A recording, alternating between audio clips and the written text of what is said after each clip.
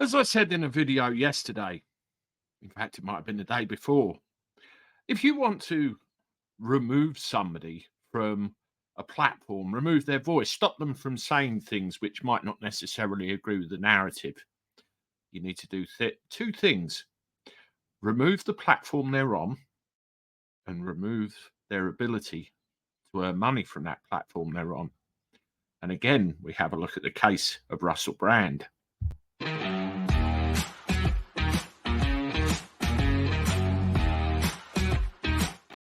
Hello, everybody. Welcome back to the channel. Hope you're doing well, and thank you for joining me once again.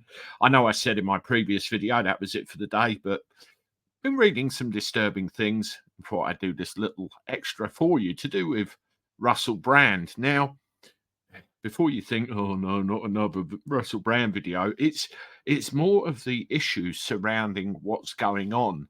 Now, as I've said previously, we have due process in this country, in that if you're accused of a crime, no matter how serious it may be, there is due process.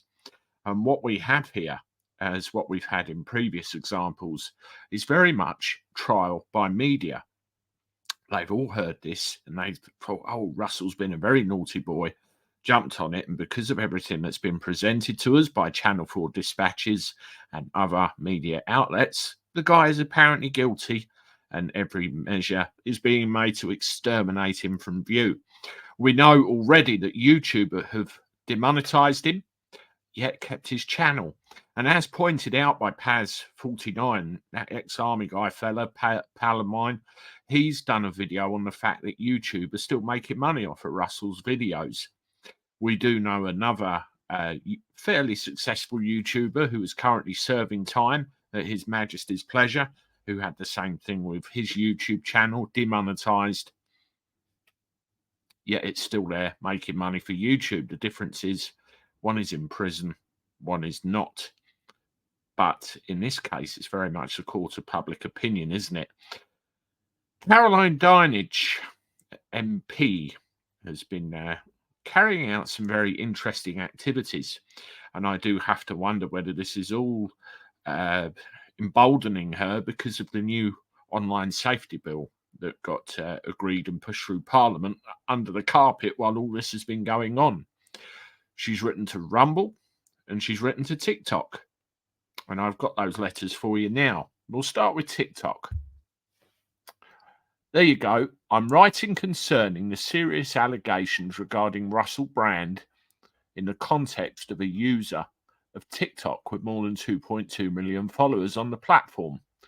The culture, media, sport is raising questions with the broadcasters who previously employed Mr. Brand or production companies who employed him to examine both the culture of the industry in the past and whether the culture still prevails today.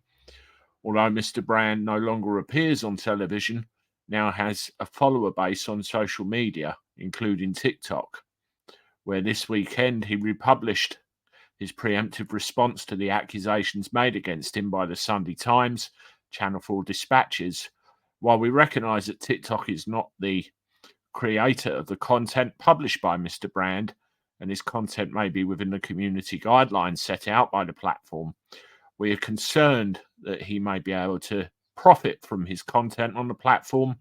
We would be grateful if you could confirm whether Mr. Brand is able to monetize his TikTok posts, including the videos relating to the serious accusations against him, and what the platform is doing to ensure that creators are not able to use the platform to undermine the welfare of victims of inappropriate and potentially illegal behaviour.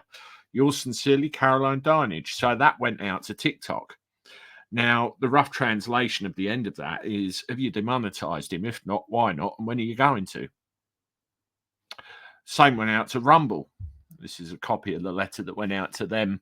Very similar in wording, basically stating his followers on Rumble. And again, is he able to make money from his content on Rumble? If so, why? And when are you going to switch off that ability? So, because of things he's not being criminally convicted of, and the fuss the media have made and painted that picture, Caroline Dinenage, now whether she's being pushed by those above her or not remains to be seen, is continuing to try and wipe him from existence and his ability to speak, to make any income whatsoever. I mean, the guy's probably filthy rich anyway, but that's neither here nor there. What if it was me sitting in my garage and all of a sudden, all gone? What a dramatic, awful impact. You look beyond this Russell Brand situation, it could happen to anybody at any time.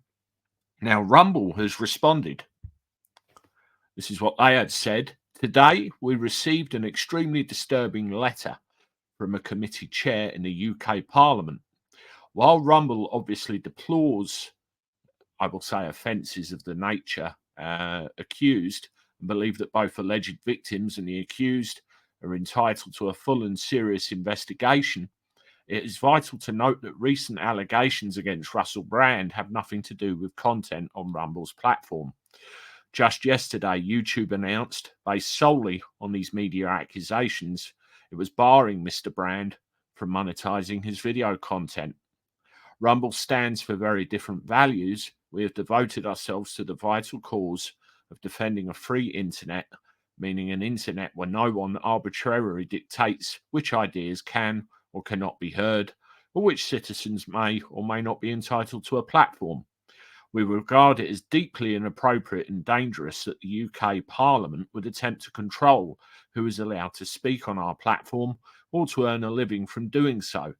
Singling out an individual and demanding his ban is even more disturbing, given the absence of any connection between the allegations and his content on Rumble.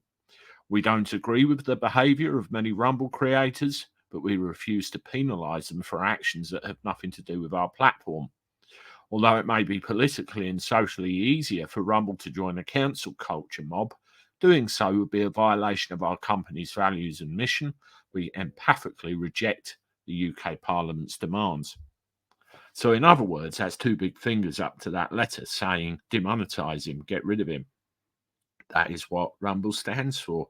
And I'm sure they will poke their parliamentary nose into any potential avenue, any potential area where Russell Brand may or may not have made any kind of income.